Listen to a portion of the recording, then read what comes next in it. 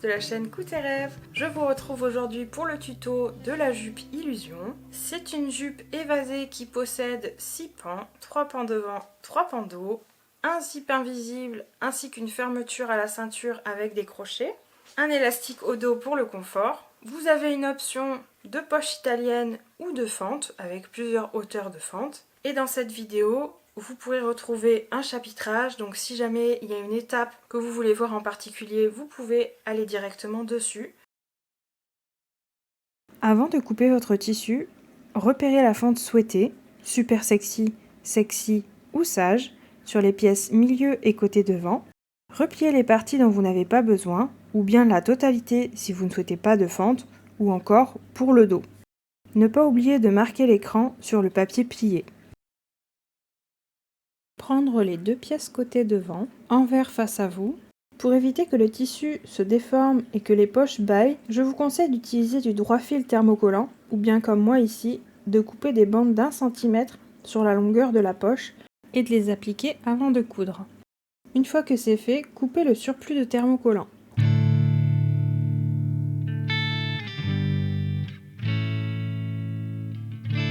Prendre les poches pièce numéro 6, les assembler endroit contre endroit des côtés devant, piquer à 1 cm et prolonger la couture jusqu'en bas.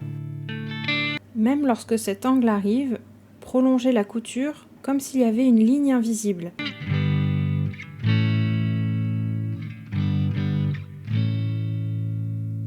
Surfilez les marges et les coucher vers la poche.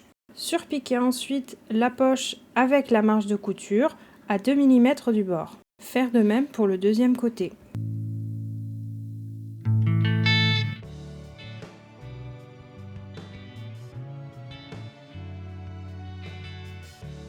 Prendre les fonds de poche pièce numéro 7, assembler endroit contre endroit de la poche, coudre à 1 cm. Faire de même pour l'autre côté.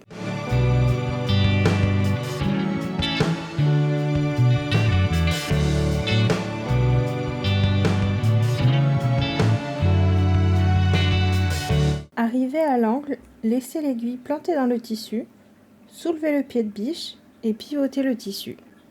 Faire de même pour la deuxième poche. Surfiler le tour de la poche et faire de même pour la seconde. Placez la poche contre l'envers de la jupe, marquez le pli au fer à repasser. Une fois le pli marqué, repérez l'écran. Le premier correspond à l'extrémité de la poche, le second au pli de la poche. Faire une piqûre à 5 mm du bord entre les deux crans pour maintenir la poche sur le côté devant.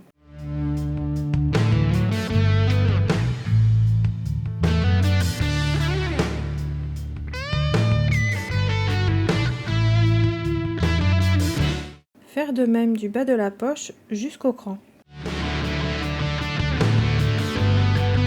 Ou bien du cran vers le bas de la poche suivant le côté que vous êtes en train de coudre. Faire de même pour la seconde poche.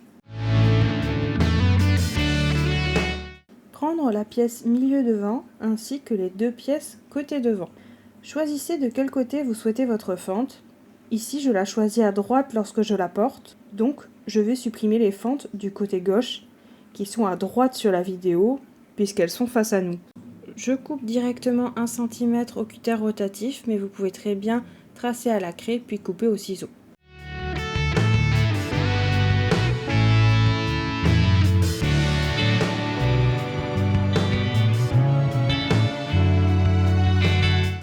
Surfiler le haut des pièces où les fentes sont conservées.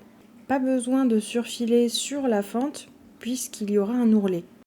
Assembler les deux pièces endroit contre endroit à 1 cm jusqu'à l'angle du repère de fente. Faire un point d'arrêt solide.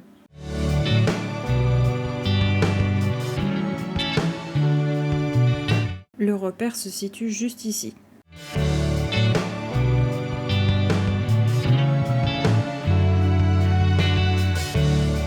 Puis ouvrir les coutures au fer.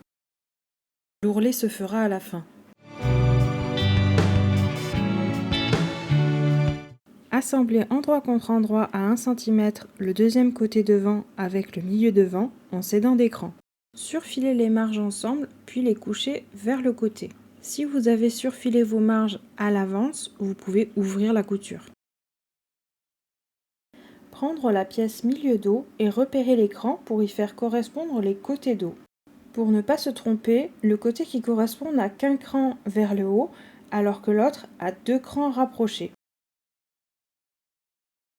Ici, il y a un cran sur la pièce côté dos et un cran également sur la pièce milieu dos. Ils vont bien ensemble. Assemblez à 1 cm le milieu dos avec chaque côté dos. Pour la version sans fente, faire exactement la même chose pour la pièce milieu devant et les côtés devant. Surfiler les marges ensemble, puis les coucher vers l'extérieur. Faire la même chose pour la jupe devant si vous avez choisi sans fente. Placez la jupe devant endroit face à vous, puis la jupe dos endroit contre endroit. Pour un zip situé à gauche au porté, surfilez les côtés situés à droite de la vidéo. Et si vous souhaitez un zip à droite, surfilez les côtés situés à gauche. Si vous utilisez un tissu fin et ou fragile, vous pouvez rajouter du droit fil thermocollant ou bien couper une bande de thermocollant pour la placer à l'endroit où sera disposé le zip sur l'envers des deux pièces. Évidemment, prise dans le tuto, j'ai oublié de poser le mien. Il y a 2 crans à repérer en haut de la jupe. Le premier, c'est le cran de poche et le second, c'est celui qui correspond au zip. Repérez le deuxième cran, puis assemblez la jupe devant et la jupe dos à 1 cm du cran jusqu'au bas de la jupe. Et pour le côté qui n'a pas le zip, coudre de haut en bas à 1 cm. Surfilez le côté où il n'y a pas le zip et couchez la marge vers le dos. Ouvrir les coutures au fer du côté du zip. Bien choisir un zip invisible et non un zip classique. Les dents d'un zip invisible ne sont pas visibles sur la face avant, elles sont visibles sur le dos.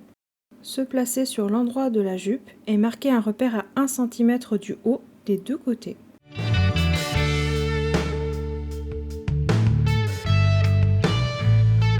Vérifiez qu'ils sont bien placés à la même hauteur. Ouvrir le zip et le placer endroit contre endroit d'un des deux côtés. Repérez les premières dents du zip, donc celles situées tout en haut, et les placer en dessous du repère marqué précédemment. Épingler ou bâtir le zip. Puis le coudre à la machine. Utilisez le pied de biche spécifique, fermeture invisible. Coudre au plus près des dents.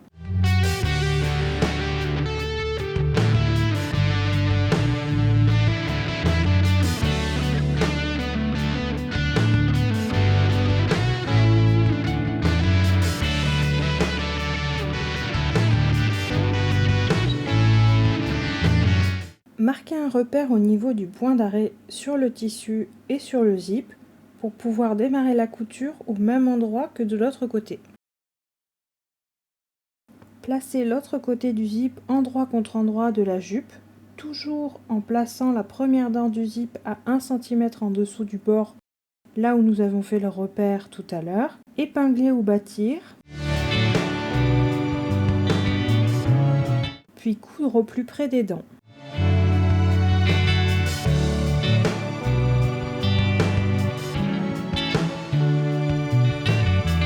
Fermez le zip pour se rendre compte s'il est bien invisible ou non. Et ici, c'est le parfait exemple d'un zip non invisible. Et c'est pas grave du tout, ça veut dire que l'aiguille n'était pas assez proche des dents. Donc on va pouvoir repasser plus près.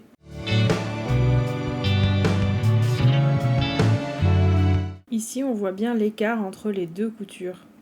Quand la couture est suffisamment proche du zip, voici ce que l'on obtient lorsque celui-ci est fermé. S'il reste un espace non cousu, faire quelques points à la main. Voici ce que l'on obtient. Passez un coup de fer à repasser et la pose du zip est terminée. Pour la ceinture, il faut couper 2 devants identiques au pli et 2 dos à plat. Pour différencier le côté où on a la languette, le côté dont on n'a pas la languette sur le dos, on a un cran qui est là, alors que nulle part ailleurs on a de cran sur le petit côté. Donc c'est ça qui va différencier le côté languette du côté pas languette ou du devant. Donc le dos, c'est celui où il y a une languette ici et on a un autre cran là pour repérer où on va s'arrêter pour la languette. Il faut ensuite thermocoller un devant et un dos. Pour le devant, comme les deux pièces sont identiques, on peut thermocoller n'importe laquelle. Pour le dos, ça va dépendre de si vous voulez mettre votre fermeture à gauche ou à droite. Il est d'usage de la mettre à gauche, donc pour le tuto, je vais faire à gauche. Mais si vous êtes plus à l'aise pour ouvrir votre jupe sur la droite, eh ben, n'hésitez pas à faire l'ouverture sur la droite. Les parties thermocollées vont être notre ceinture intérieure, donc notre ceinture doublure. Et pour que notre fermeture éclair se trouve sur la gauche, il faut donc couper une ceinture dos avec le thermocollant face à votre table, donc la partie non thermocollante face à vous. Là, j'ai mon envers, j'ai l'envers de ma ceinture dos face à moi. Je vais thermocoller cette ceinture comme ceci. Si vous souhaitez votre zip à droite, vous thermocollez la ceinture inverse, donc celle qui a le côté droit avec la languette. Une fois qu'on a thermocollé nos ceintures devant et de haut, on va prendre nos ceintures principales, donc celles qui ne sont pas thermocollées. C'est ma ceinture devant, endroit face à moi, et je vais prendre ma ceinture dos, le côté qui n'a pas le petit cran dont on a parlé tout à l'heure. Donc là, le côté le plus long qui a le cran, ça n'est pas celui-là qu'on va coudre, c'est celui qui n'a pas de cran. Donc je prends le côté qui n'a pas de cran, je prends l'endroit de mon tissu, donc je pose endroit contre endroit. Donc pour moi, ça sera ce côté-ci. Et on coud à 1 cm.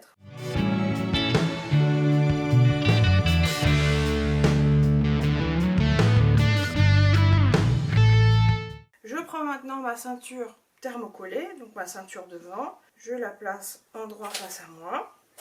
Et je vais prendre ma ceinture dos thermocollée. Donc ça, c'est le côté qui a le cran. Ça n'est pas celui-là que je prends. Je prends le côté qui n'a pas le cran. Et je place endroit contre endroit. Et je ne vais pas coudre à 1 cm tout le long. Je vais seulement coudre 1 cm au début et 1 cm à la fin pour pouvoir laisser un espace non cousu et passer l'élastique par la suite.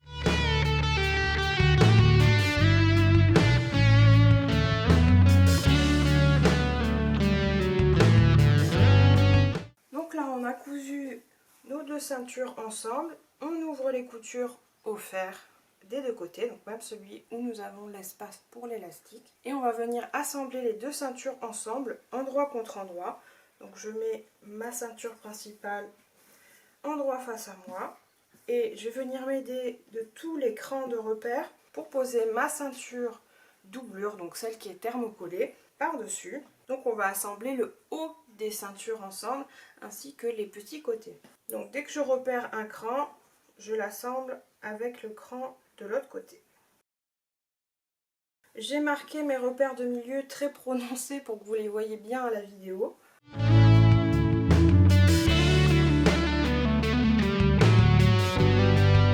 Et là, je ne vois pas de cran ici, donc je sais que c'est ma ceinture devant. Donc là, comme c'est le devant, on vient la coudre jusqu'en bas. Mon cran de milieu dos. Et donc là, j'ai bien mon cran. Donc je sais que c'est mon côté dos. Donc comment ça va se passer? Pour le dos, on a un cran, donc on ne le voit pas bien là sur mon tissu blanc. Le cran est ici. Donc on va coudre le haut de la ceinture normalement. On va descendre sur le petit côté et au lieu d'aller tout en bas sur le petit côté comme sur le devant, on va revenir jusqu'au cran. Donc là, je vais commencer par mon côté dos. Donc là où il y a la languette, là où j'ai mis mon épingle sur le bas de la ceinture. Donc je commence à l'épingle et on coud à 1 cm.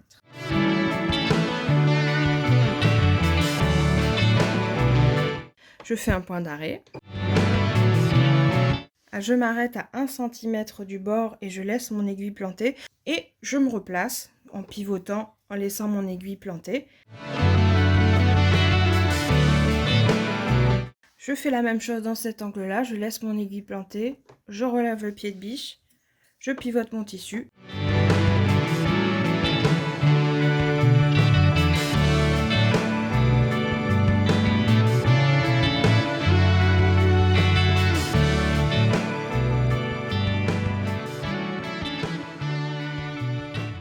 Dégarnir les angles au ciseau.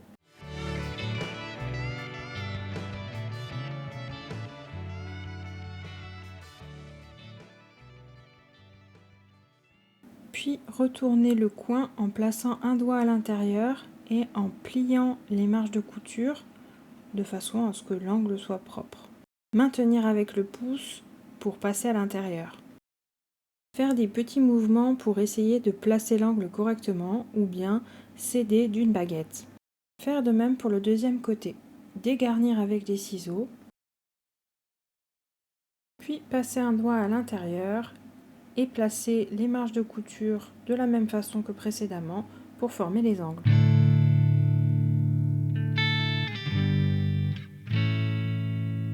Faire rouler les coutures entre les doigts permet de mieux les placer avant d'aller les écraser au fer à repasser. Au niveau de la languette, les marges ne se placent pas bien, il faut les cranter pour qu'elles puissent se poser à plat et que ce soit plus pratique pour le montage suivant. On obtient ceci.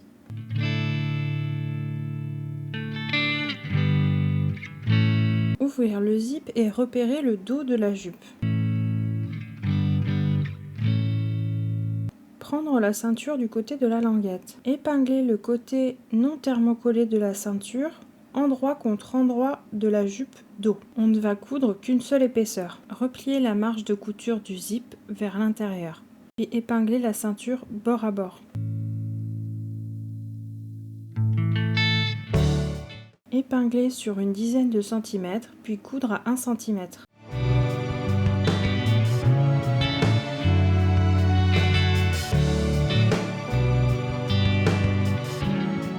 Une fois que c'est fait, placez l'élastique à l'intérieur de la languette. Faire un point solide pour maintenir l'élastique, en cousant de préférence sur l'extrémité de la languette pour pas que cela se voie lorsque la jupe sera portée. Épingler pour maintenir l'élastique.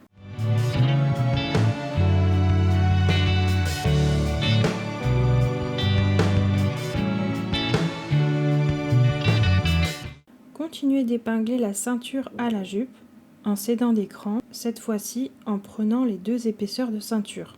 Il faut laisser les 10 cm non cousus pour laisser passer l'élastique.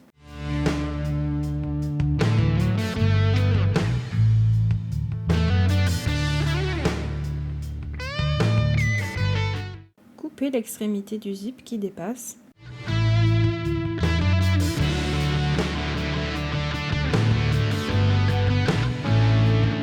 Puis coudre tout le long à 1 cm.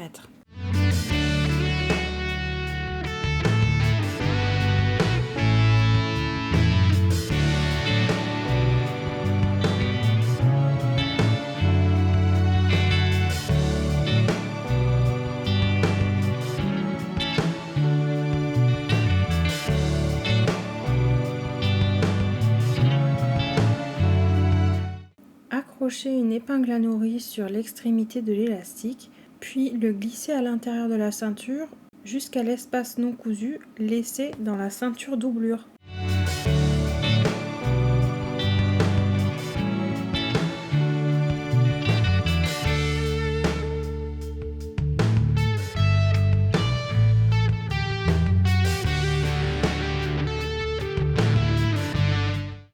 Ressortir l'élastique par cet espace non cousu.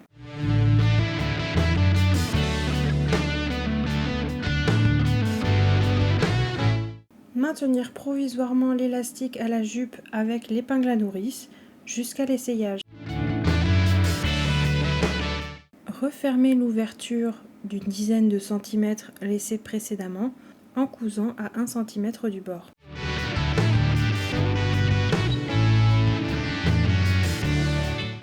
Surfiler tout le tour de la ceinture.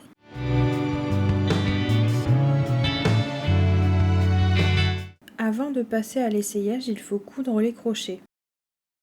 Commencez par placer les œillets de façon à ce qu'ils ne soient pas visibles lorsque la ceinture est fermée. Les œillets se placent sur l'endroit de la ceinture dos. Doublez le fil sur l'aiguille afin que ce soit bien solide. Passez l'aiguille dans la boucle afin de faire des nœuds à chaque passage.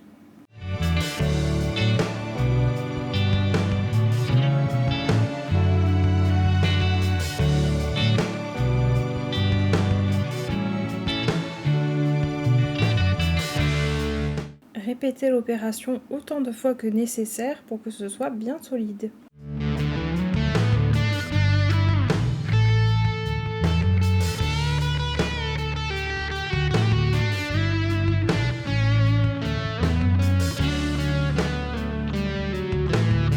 Pour que l'œillet reste bien à plat, ne pas hésiter à aussi emprisonner les côtés de la partie la plus large de l'œillet.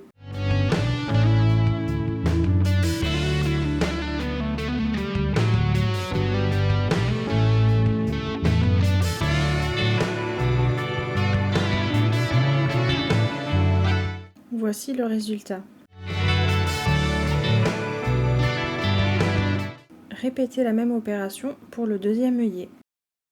Placez maintenant les crochets sur l'intérieur de la ceinture devant.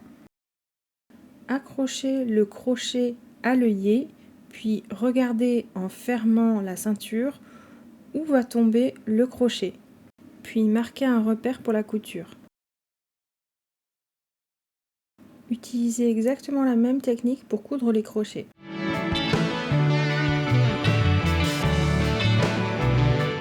Après avoir fait quelques points, ne pas hésiter à revérifier comment tombe le crochet.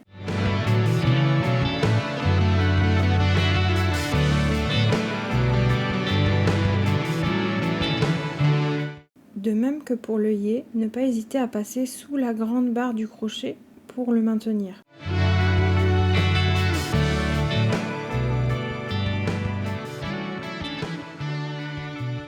Vérifiez que tout tombe bien.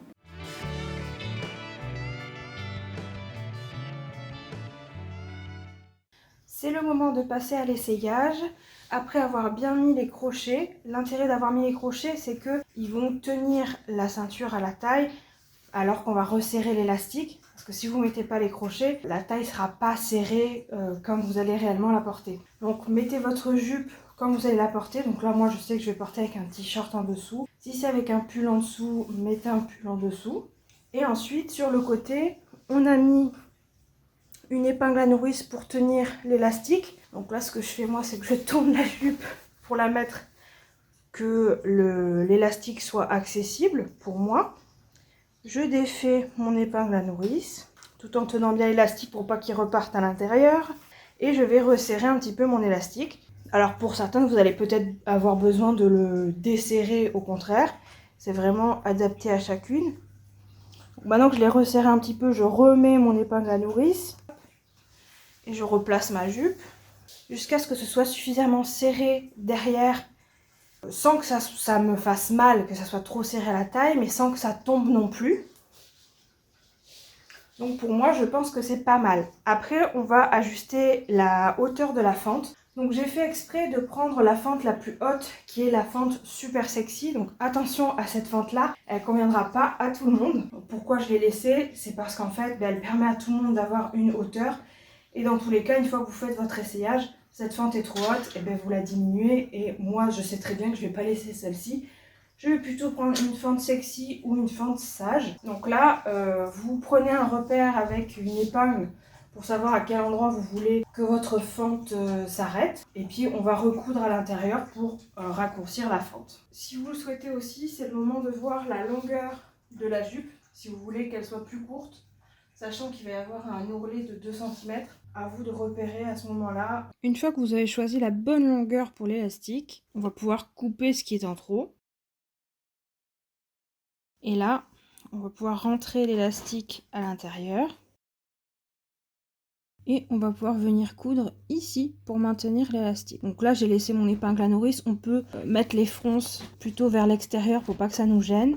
Si comme moi votre épingle à nourrice est peut-être un peu trop proche du pied de biche, on va tenir l'élastique et je vais venir repousser un petit peu mon épingle à nourrice. Ou alors vous pouvez mettre des épingles tout simplement. Je vais en profiter pour descendre un petit peu l'élastique parce que je trouve qu'il était un peu trop vers le haut. Donc je vais bien le centrer. Et là, je vais venir me placer au milieu et faire une piqûre ici pour maintenir mon élastique. Et ensuite on pourra refermer notre tissu.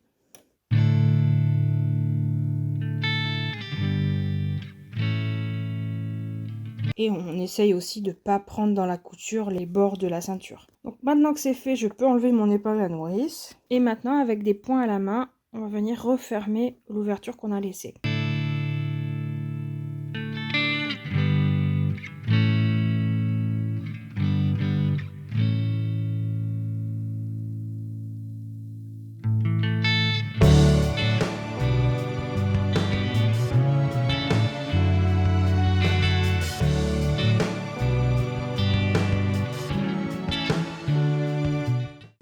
vous souhaitez comme moi raccourcir la fente, repérez l'écran qui vous convienne ou bien le marquage fait à l'essayage.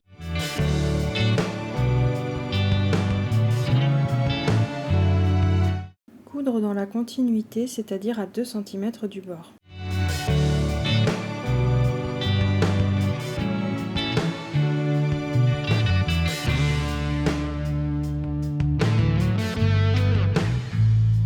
Une fois arrivé au repère, faire un point d'arrêt solide. Tracez une diagonale en partant du cran vers la couture, environ 1 cm avant le point d'arrêt. Tracez la marge de couture à 1 cm. Coupez maintenant la marge dont nous n'avons plus besoin. Ouvrir les marges au fer et surfiler les bords. Une fois que c'est fait, préformez les ourlets de fente, c'est-à-dire les plier une première fois à 1 cm et les marquer au fer, puis une seconde fois à nouveau 1 cm et les marquer au fer. Faire exactement pareil pour les ourlets du bas de la jupe. Vous pouvez tout à fait vous arrêter là et coudre les ourlets à 1 cm. Sinon, restez encore un peu et je vous montre une autre technique pour faire de jolis angles. Si les plis ne sont pas suffisamment marqués, les marquez de nouveau à la craie ou au stylo effaçable, sur l'envers du tissu. Pliez le tissu endroit contre endroit par rapport à cet angle-ci. Il faut que les lignes se trouvent dans la continuité des ourlets préformés précédemment. Une fois bien placé, marquez le pli. Ici, je le fais à l'ongle car si je passe au fer à repasser, ça va effacer tous mes traits qui s'effacent à la chaleur. Tracez pour marquer le pli comme sur l'image, le trait en blanc. Pliez à nouveau endroit contre endroit, cette fois-ci dans la diagonale, de façon à ce que les traits que nous venons de tracer soient l'un sur l'autre. Épingler puis coudre uniquement sur ce trait.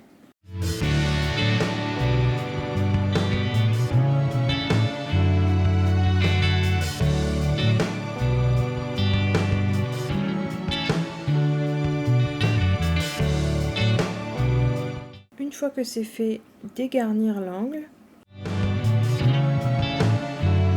puis le retourner en passant un doigt à l'intérieur et en plaçant les marges de couture pour former un bel angle.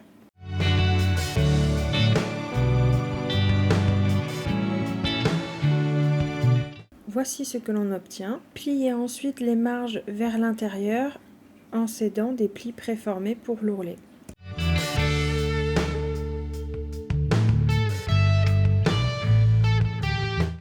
Voilà la différence entre les deux façons de faire.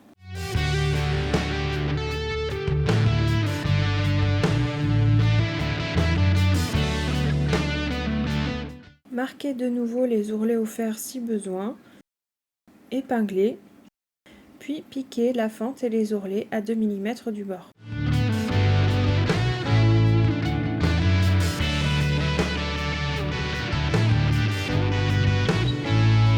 Laissez l'aiguille plantée dans l'angle, soulevez le pied de biche, pivotez le tissu et reprendre la couture.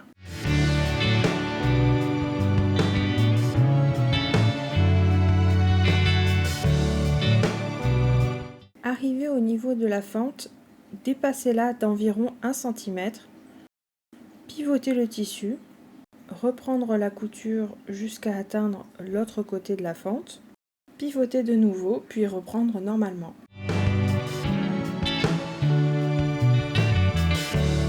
Arrivé au deuxième angle, reprendre le même procédé, laisser l'aiguille plantée dans le tissu, soulever le pied de biche, pivoter et terminer l'ourlet entièrement. Voilà, le tuto est terminé, j'espère qu'il vous aura plu et qu'il vous aura aidé. N'hésitez pas à poser vos questions en commentaire ou par mail, je finis toujours par répondre même si je mets un petit moment parfois. A très bientôt pour un prochain tuto.